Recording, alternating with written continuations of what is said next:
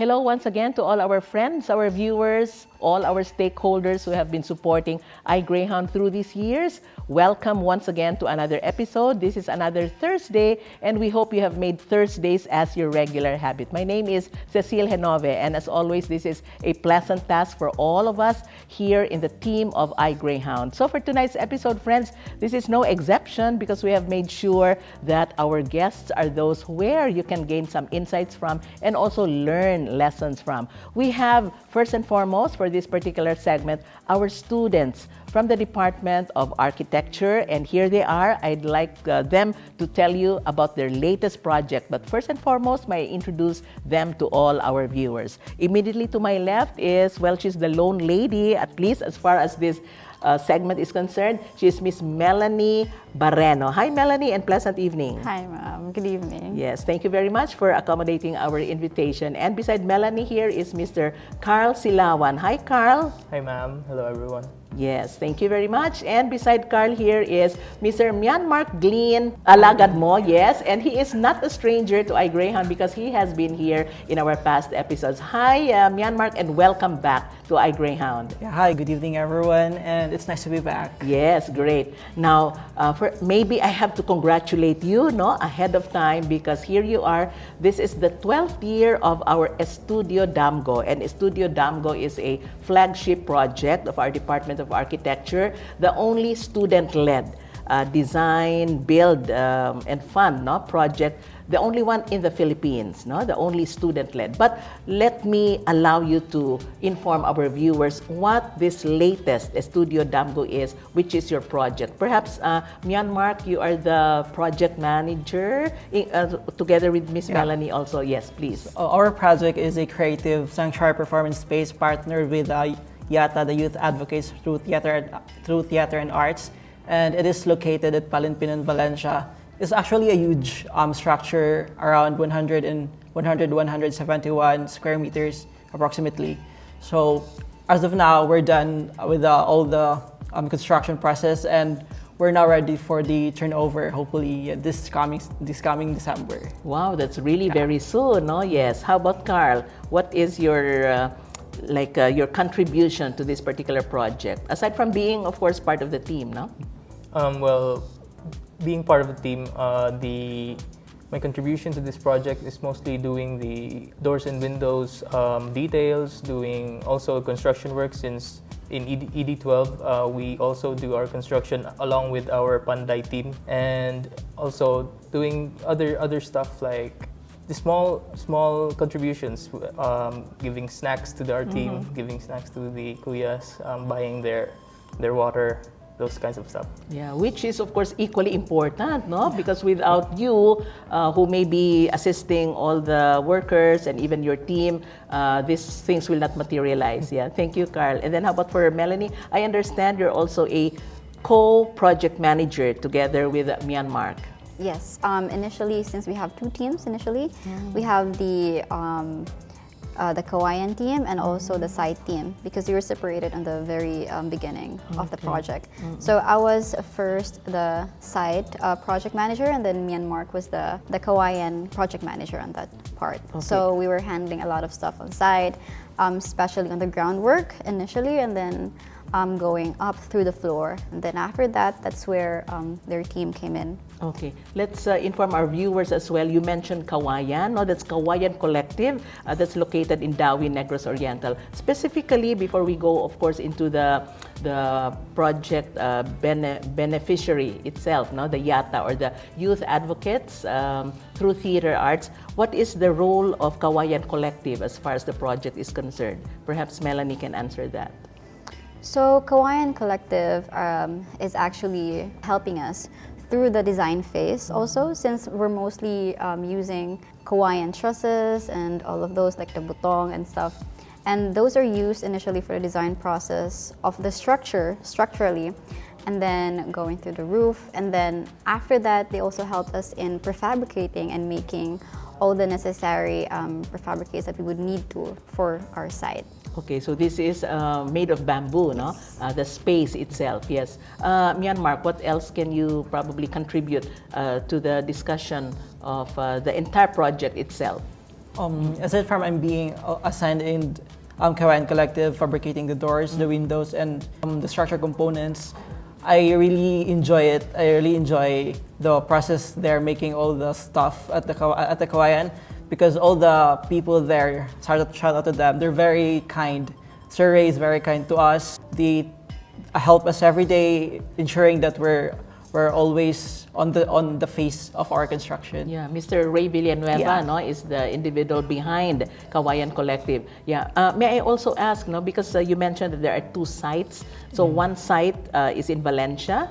Okay, is that correct? Valencia, and then the other one is in Darwin. Yeah, because mostly on the Kawayan Collective in Darwin, that's where we fabricate Okay. the trusses, windows, and doors. Okay. And then after they fabricated all of those, they will transfer it to our site in Valencia. Okay. Thus, there is this reason why there are 2 project managers. Yes. Okay. For Carl, no, the fact that there are 15 of you, right? Yes. Like really pouring your heads and maybe pooling your resources as well on this particular project. Initially, let's take our viewers back to the time when you were yet conceptualizing the project itself.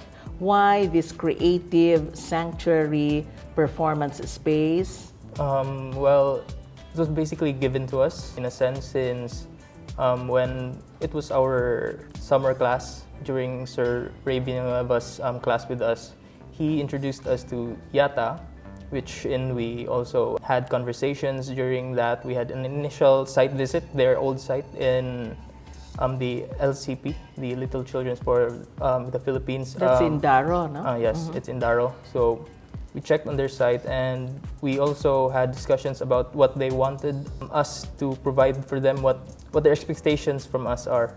So that's the very first time that we had decided that we could have this project, and this could be made into a reality. Yeah. Since we also wanted to help them have their own place. Yes.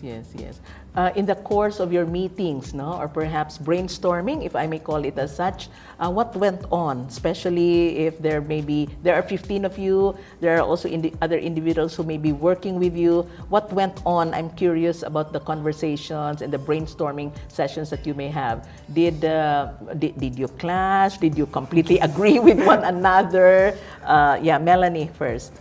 Well, before going on the design phase, we actually have this research phase at the very beginning. So we're divided into 4 groups. And with those, we research about the cultures and the site, the context there, the environment, and all the things that we may consider before actually doing the design phase. And from then on, well, we had a lot of disagreements within the group, but it's natural, Yeah. I think, having a design, having all these future architects in one place. Right. I can minds will imagine, clash. no? Yeah. I can imagine. Yeah, so out of all of that, we did have a lot of iterations after the research phase, and then we were actually pushed to our brink actually on where we can manage to design. And yeah, I think that's the most important for me. Yes. How about for Myanmar? Yeah, we came up a lot of variation throughout the process of our designing phase. And every time we had to talk with the client, Nanay Dessa, if this would be possible. Then we had also go to our site to have a workshop with the YATTA, because we want them to be helping us then designing, because since they're the one using the structure, so they have to help us in designing the process, everything, what they want, how the structure look like. So actually is all of us are working on the design phase and the structure. Yes. We will be also having Ms. Dessa Quesada-Palm, no, in the next segment. She's the director of YATTA. But I'm curious as well, and I think I share this particular curiosity with our viewers. What did you learn about the culture of the place where this particular space is being built, and also the temperament, perhaps, no, and maybe the culture itself of the individuals behind the youth advocates through theater arts? So beginning with the place itself, no, in Valencia, it is a very calm site. It has a river in front of it, so it actually has a calming effect on people, and a lot of people going in there and spending their time, especially their Sundays there. And I think it's important to also consider that, since we do not want to interrupt with the environment itself and with the neighborhood that we have there. On our partnership with YATTA, I think they are, how do I consider this, beautiful. It's a beautiful group. It's an inspiring group, actually, because they manage to change lives, for younger people, I guess also for older people. And having that kind of a partnership with a group that considers their people, and outside of that is a very inspiring part for me, and I think for us too. Yes, right. I think the structure that you have built, as well as the materials that you are using, I think we will also have that as one of the B-rolls, as we call it, so that our viewers can appreciate the structure itself. But please describe to us, in layman's terms, how you really considered the doors, as you had mentioned, Myanmar, the windows and everything, or is it an open space, or is it a space where really the artists can freely move around? Yeah, it's a very open space. We want to connect with the outside, with the nature, together with the structure. So all of the doors are the sliding doors, and you can slide it to become it as an open space for the YATTA, so that they can also with the outside with the environment, and just relax with and embrace the site itself. Yeah, right.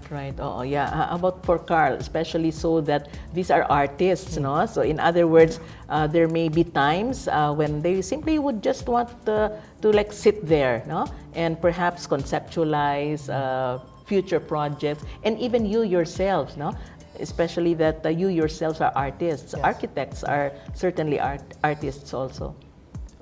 Well, the space itself is quite big, so the performance space is around 100 square meters in a sense. Also, we opted to make the creative sanctuary as a space that, as artists also, they could define it themselves. So what Man had said, that the doors open up to connect the outside and the inside. That's one of our considerations when we actually designed the creative sanctuary, that nature itself would be incorporated into the building that's put there. Yeah, right. Yeah, you mentioned Valencia, being the site now. But yes, I certainly agree. Valencia has a very calming effect. It's also a subdued community, very conducive to what the artists would also be doing. But again, curiosity, and I'd like us to share this to our viewers. Why in particular Valencia, even if we have been given this particular environment already? Couldn't there have been any other place? I'm just playing the devil's advocate here too. Well, I think we can consider a lot of space in terms of theater. Yeah. But having Valencia, as you said, it's subdued. Yeah. So I think artists can freely express themselves there. There's a lot of open spaces there that they can go around and explore around. Yeah. And there are also a lot of artists in Valencia, as far as I know. Yeah, so I think having that as part of the community there is actually great. Okay, so the space, the Creative Sanctuary Performance Space, is now an addition to what Valencia has to offer. I think we have a number of galleries already at Valencia, located in Valencia, plus perhaps some other establishments that also cater to artists' needs and so on. Have you also talked to the community that can also be a beneficiary of the space itself, aside from the artists of YATTA, the surrounding community, Myanmar? Like during the process of designing, like we're also given a chance to talk with the community itself, the neighbors there. So a lot of people there's a lot of children that can actually use that space, or can be part of the YATTA in the future to be used that structure. So actually there's a lot of people going there. There's a lot of people in the community. The neighbors are very also kind to us. I see. Okay. Yeah. How did you choose the workers who would be part of the structure, because after all you did the design, no? But you also need to get in touch with the workers, the carpenters, and others. Carl. Well, I guess Melannie could have this conversation, but Yeah. We actually chose those workers since they also are quite skilled. They also quite easy to talk to, and they consider also our designs, and they can actually recreate or create it into reality. Yes, okay. So in other words, they do the manual stuff, no? And but you are on top of the design, no? And you tell them that these are the needs and so on. Yeah, Melannie, the choosing the workers and so on, and also of course interacting with them and making sure that your instructions are clear to them too. Yeah, so actually the workers, my dad knew them before. Oh, yeah. Because my yes. dad is also working in a construction Okay, that's industry. good. Okay. Yeah, so they knew them before, and then they were experts in their field for like a decade already. Yes.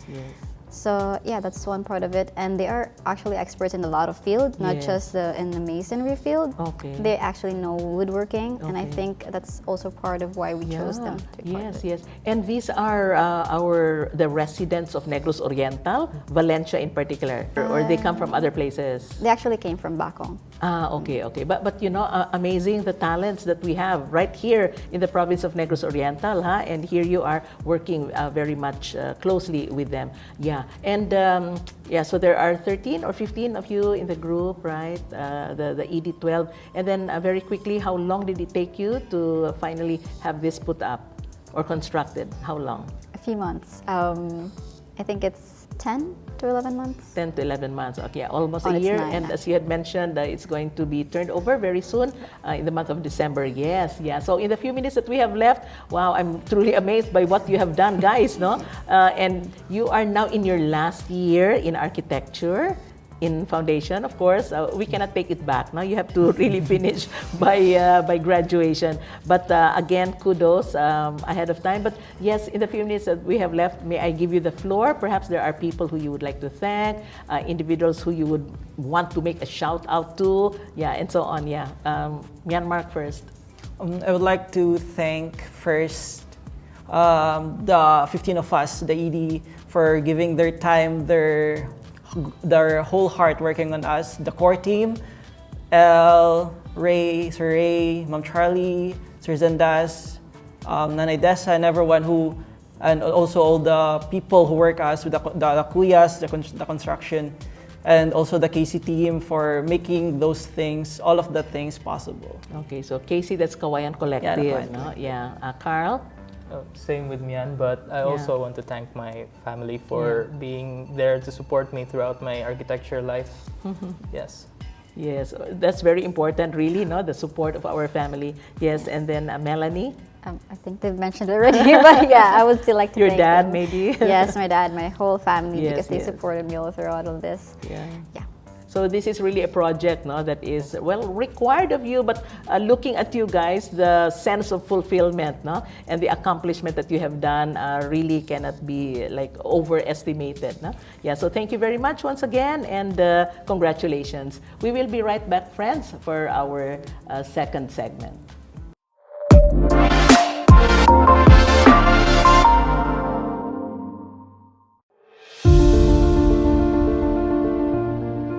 This is Foundation University Now. Foundation University, in its glorious 75th year, has come a long way. Its growth, both in its physical infrastructure and academic programs, is a leap toward progress and in response to the demands and exigencies of the times. Once a modest institution, it has evolved into a dynamic and influential center of learning, expanding its reach to stakeholders outside of the city and province, while maintaining its being a close-knit, inclusive community. In the past decades, it has expanded its main and north wing campuses with state-of-the-art facilities, embraced cutting-edge technology, and developed a divergent lineup of research, publication, and extension activities to complement its program offerings. Its student population has increased significantly, reflecting a wide-ranging reach and an adherence to diversity.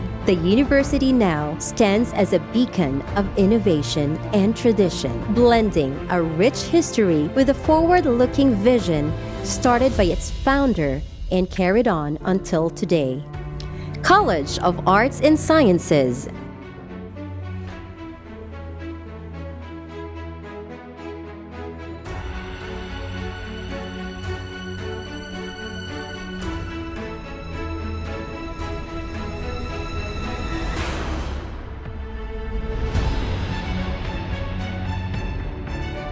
College of Business Administration.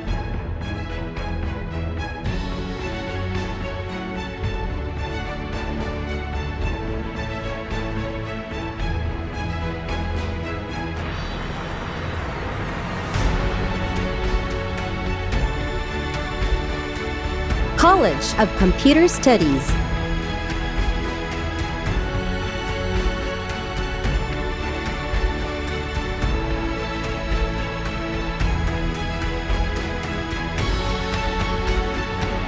College of Criminology.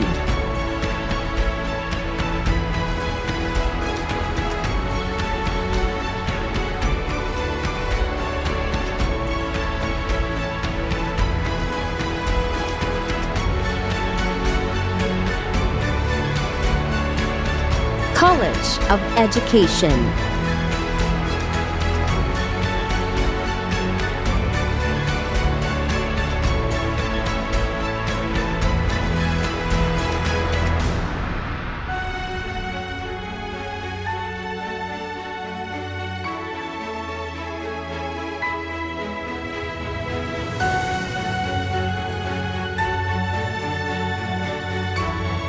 College of Hospitality Management.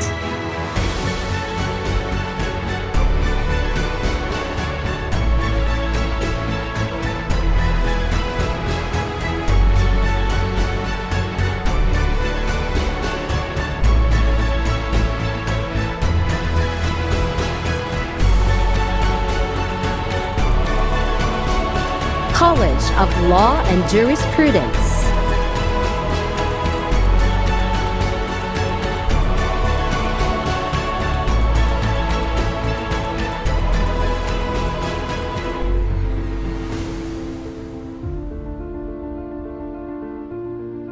College of Nursing.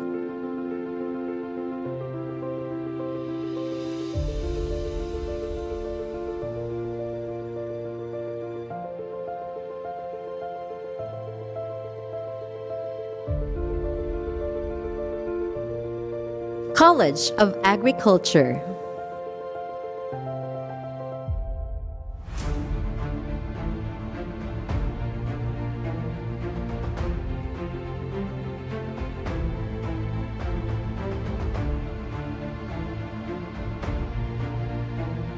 Department of Fine Arts.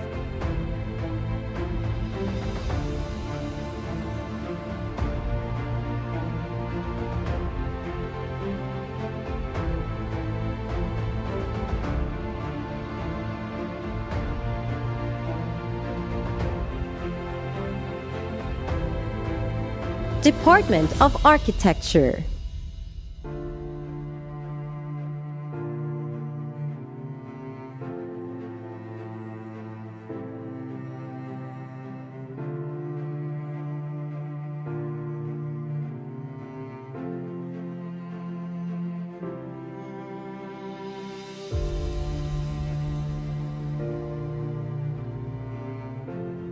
School of Industrial Engineering and Technology.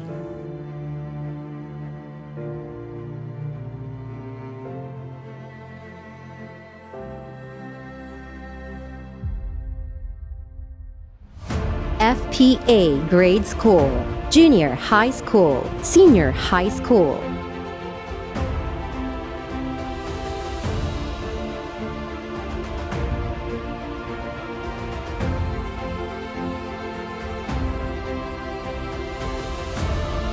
This is Foundation University today as it thrives, strives, comes alive. A high five to the Greyhounds from far and wide.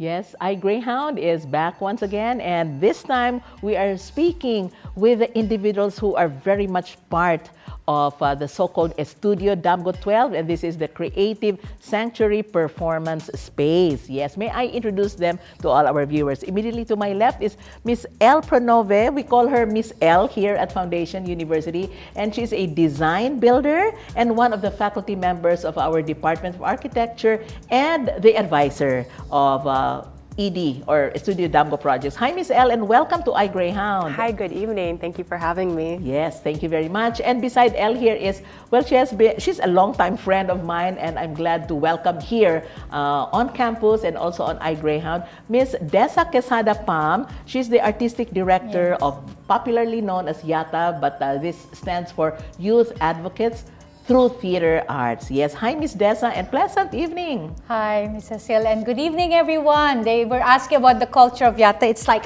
Yeah, it's like good evening. Yes, loud and jovial and everything. Yes, okay. Now tell us about the project. Now we have just been speaking with the students who are on top of the project, and I think I can sense their enthusiasm as well as their excitement for this project that has already been done and materialized, and very soon will be turned over. Miss Dessa, the lady behind YATTA, but why this particular partnership, although we welcome this here at Foundation? Yeah, tell us the story. So, as a theater group, creativity needs space. It needs a hub. We've gone through borrowed spaces, borrowed homes here and there. But it was, like we've moved around quite a bit, but we still felt homeless. So it's been a long time dream to have our own home. And so YATTA is turning 19 this year. And again, there was a seed capital that was given by the Blacksburg Presbyterian Church in Virginia. And so we thought, okay, it's possible now. Yeah. And because we have property in, on Purok Atis, sitting beside a beautiful, the Banica River. So there was a, available lot for that. So we then, the dream suddenly became possible. And so we, one of our board members, Leo Mamikpik, said, why don't you connect with Kawayan Collective? So we had gone, because I know there's already a casitas, like prototypes in Darwin, their compound. Yeah. So we were looking initially for that, and then, architect Ray Villanueva just said, why don't you connect with Estudio Damgo? Because they're currently vetting a possible thesis project. Okay. And so that was the seed, and I think the students have described how that came about. Yeah. I think, there's resonance over and excitement over that, like creating a home and a sanctuary, because we always felt that young people need a safe space to be able to, have a voice, to be listened to be respected. Because like a lot of children feel they're not listened to or totally, taken seriously too. And to be able to express themselves. Yes. Imagine that, no? So YATTA has been around for almost 20 years, 19 years this year, but this is such an opportune time for YATTA to finally have a home, so to speak, no? Yeah. Miss L and Miss Dessa, there is such a thing that everything falls into place, no? The right time, the right place, and the right people as well. Miss L, being the advisor, and I know you're a hands-on builder as well for this particular ED, the fact that here you are working with artists, working with students who are also artists themselves, and the whole experience of being able to do something for a community and for the people also in that community. Tell us your thoughts about this, especially during the preparation, the conceptualization, and so on. Yeah, I think we were so blessed to have YATTA as a partner. Our organizations are aligned in so many ways in our efforts to empower youth through student leadership, in our artistic expression, and also the execution. This Estudio Damgo 12 was one of our first transitions into a more community design focused program. And so as Dessa mentioned, we had, and the students as well, we had several community design workshops, meaning bringing in YATTA members, stakeholders from the area, local neighbors, to come in and give us their inputs on what the priorities should be for our design, and designing with them at the center. You are a design builder, Elle, no? Thus your vast experience, especially in terms of working with people and even designing itself and being hands-on. No? I understand that you yourself really like brought some materials over and really did things by yourself. Tell us about that. I was saying before, I think the students we had on earlier are too humble for the amount of passion, dedication, and perseverance and sacrifice they've given for this project and throughout this entire process. So we were again blessed with a beautiful site in Valencia along the river under the acacia shade, but we didn't have right of way for the large trucks that carried most of our construction material.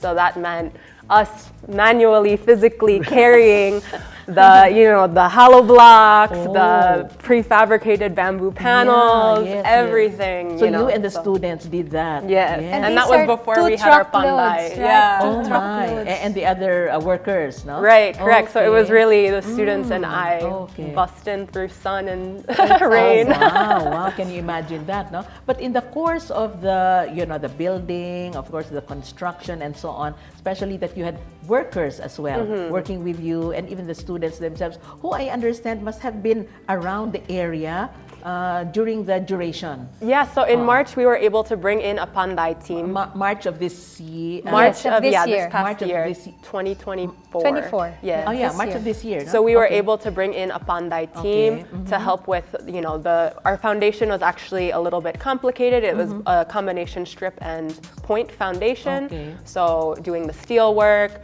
and then working with the IHIX blocks too, which is a new material never used outside of Bohol.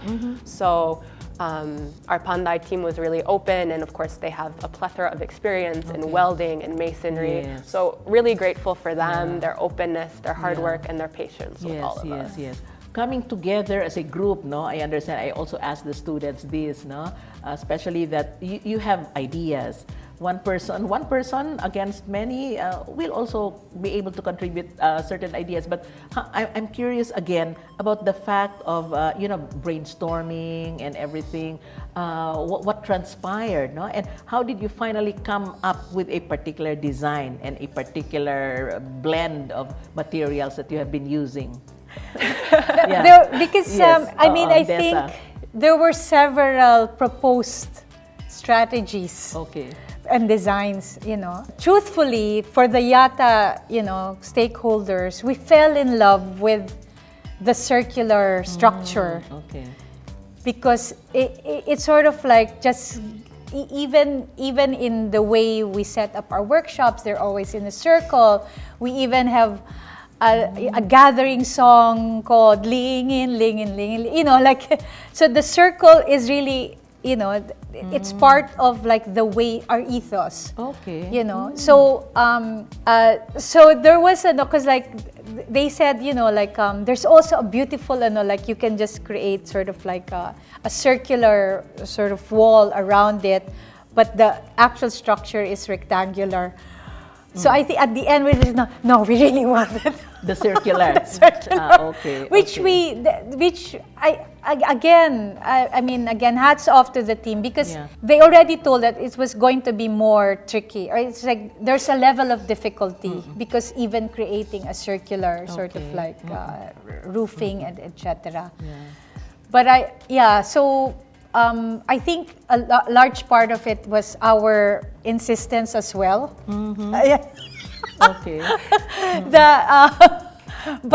Because I think it's, when you look at if people come, it's sort of like you will just say, oh, what a beautiful sanctuary. It is, and I think if Again, we pray that this will live for a long time, because I think people would come and just appreciate what Estudio Damgo 12 has contributed to our heritage, because this will certainly be part of our built heritage. Right. You know, like as a creative sanctuary for children and young people and not so young people, like beside the river, that will become a happy place where creativity can flow. Yeah, right. And you mentioned also, Ms. Dessa, that children, even if they may not be part of YATTA, meaning children in the neighborhood or anyone can come to the sanctuary. Yeah. Oh. I was already, earlier on, we were walking through there, and there's like a little girl with her mother. I said,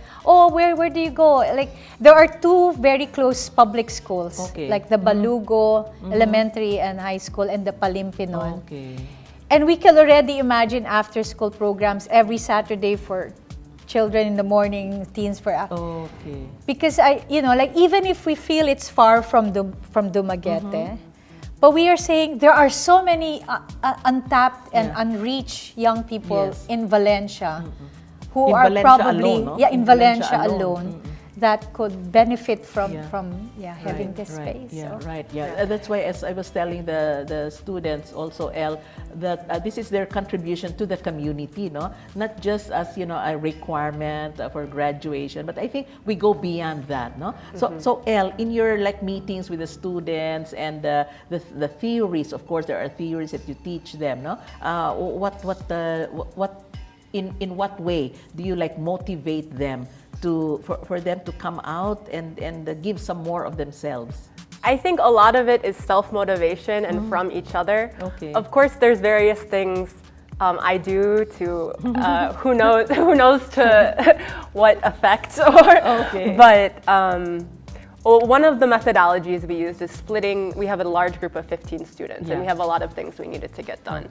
So we had about 5 or 6 students at Kawayan Collective doing all of the prefabrication, specializing in the structural bamboo elements, both design and the execution of the build.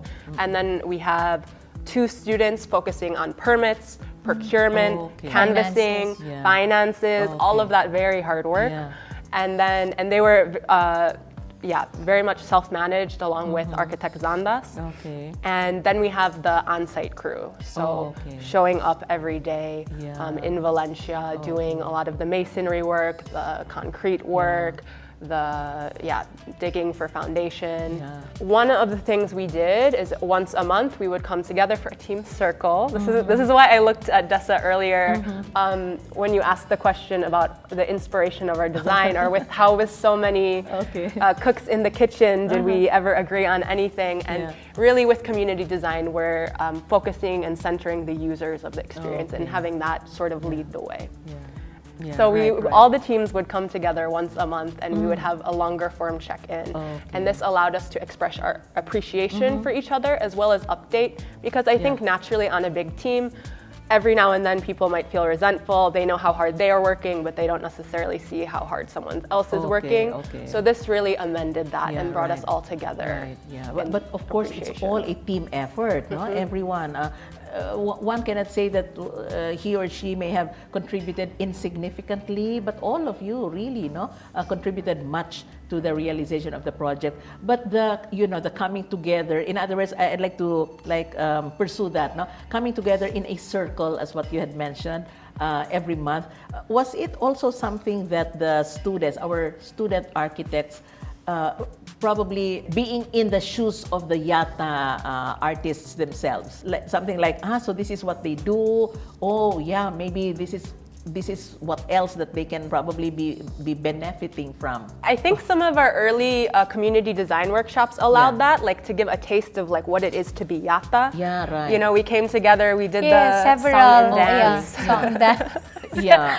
And it was and when we had the participatory design workshops, we combined several sessions. So it's ED architects and students and YATTA members. So that's why they had a good dose of our crazy. I mean, fun, crazy. Because our student architects can also probably get the feel of how the users would be making use of their design or of the structure itself, no? Yes, yeah. yes. And so Miss Dessa, wow, exciting, no? Now finally, I can imagine now finally you have a home, but this is not, of course, the end of it all. Of course, no, this is just the beginning. But inviting people to like utilize, make use of the sanctuary, how do you plan to go about that one? Yeah, so one, I think it's really connecting to the immediate community, the neighborhood. So on one hand, there's a program, what we call the Pag-asa program for the members. So we go through that. So so that's something that we can have a space for. We have monthly meetings, we have rehearsals, we have workshops, and then performances. But a huge part of it is really the outreach services. So now, again, inviting the children and young people, especially during breaks, because I think one of the things that like parents told us during the neighborhood consultation is like, if you could just take our children off their gadgets for several hours, you can say it again, no? Yeah, and just bring them to an organic experience, that would be great. Just behind us also, very close by, is a Waldorf school that emphasizes on learning by doing and, like really, learning math by counting grass or counting grass or pebbles. Like just something that the learning comes from lived experiences and senses. But so already we're looking at the possibilities of like just connecting with kindred spirits around and the communities, and also benefiting from learning from their praxis. Right. Where we're in a place where we need to be. Exactly. That's So YATTA is again for the benefit of our viewers, a community theater group, no? And you go around bringing a message or messages to the community through theater. Yes, and enabling communities, which included children and young people, women. But also, actually, in the past years, we've also been serving the senior citizens. We've had 2 separate years where they asked us to also, they said, we also want to be happy. Oh yes, of course. But so it's enabling communities to use theater as a language, as a safe space, and as a platform. So it's also being able to bring that. And actually, we've been holding life skills camps, for young people. So it's arts-based approaches. Yes. But at the end, it's making them take stock of their strengths, of their gifts, how they can form community, but also be sensitized to the issues that affect them as young people. Yeah, so it's truly a commitment on YATTA's part. Can I call it an advocacy? Perhaps, yes. I can call Youth it an advocacy. advocates. There's the advocates, the advocates. Yeah, right. And your members come from various sectors of society. Yes. A of lot the city. of them. Yeah. Some are professional. Some are most of them start as students. Okay. Yes. Who and then become professionals at some point, but still stay with you as a member of YATTA. Yes, some do, and some just use whatever they were, like the strengths that they and gifts that they were able to foster in, whether they become teachers or lawyers or nurses, like I think we always say it's the ethos of compassion, of care, and and justice. We hope that their experience with YATTA allows them to navigate through their respective careers. And being able to connect really with the needs and concerns of the community where they are a part of. Yes. And then with a few minutes that we have left, Ms. L, in your experience with us here at Foundation University, meeting a diverse group of students, teaching them all these theories, and then handling ED projects. Is this your first ED project? ED12 is my first ED your project. First project, yes. This time the experience of handling the ED12. I think it's really been a place of growth to be able to manage so many moving parts. Of course, with any build project, there's a lot of moving parts. Right. But having the added layer of 15 students to work with and make sure everyone's okay and everyone's on their own tracks, but making sure that those tracks eventually converge was a place where I was able to grow, as well as just communicating. My Bisaya is still small, but definitely I've learned a lot and I'm continuing to learn. Would you call ED12 as your baptism of fire? Puede. Puede, yes, I know. And I think seeing you around the campus, running here and there, and maybe being involved in also other activities and other projects. Wow, this is truly a great experience for you, no? Being the brainchild of ED12 together with the students, of course. And then congratulations is in order, both for YATTA, for Miss Dessa, the students, my goodness, and of course Miss L and the entire Department of Architecture, because here is ED12. Finally, you have now given birth, no, to ED12, and thus this is the time where we can make use of this particular design. Yeah. So daghang salamat. Congratulations is in Thank order. you very much, Yes, Foundation great, University and great. Estudio Damgo 12. Yes, salamat. Yeah, thank you very much once again, Miss Dessa and Miss L. So with that, friends, we bring to a close another episode of iGreyhound. We hope you have enjoyed this particular episode as much as we did. Please do not forget, we are being telecast on Channel 6 of Filproducts TV-Dumaguete, and we are also being streamed live on the Facebook page of Foundation University. Please do not forget, we also have replays on Channel 6 tomorrow, that's a Friday, and also on Saturday at 2 o'clock in the afternoon. Thank you very much once again to my stylist, Miss Rofi of Yvonne's Closet, for my chic clothes on the show as always. This has been Cecile Genove bidding everyone a pleasant evening.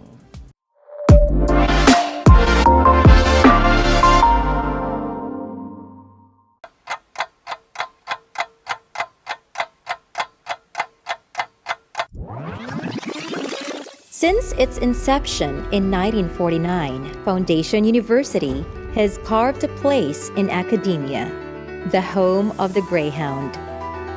This school is a vanguard of technology, innovations, strategy, collaboration, and new directions towards excellence and quality. It has grappled with various challenges, most recently the worldwide pandemic. Its faculty and staff, students, and alumni remain true to the core values of excellence, commitment, integrity, and service. Foundation University will soon celebrate its Diamond Jubilee anniversary. It stands ready for what the future holds. We have built a community of influence started by founder Dr. Vicente G. Cinco. It is committed to a mission of making education accessible to all. On our 75th, Foundation University thrives to consistently realize its mission and vision, strives to be relevant in the exigencies of the times, comes alive despite circumstances, and in the process makes a headway for a high five to the rest of the world. High five!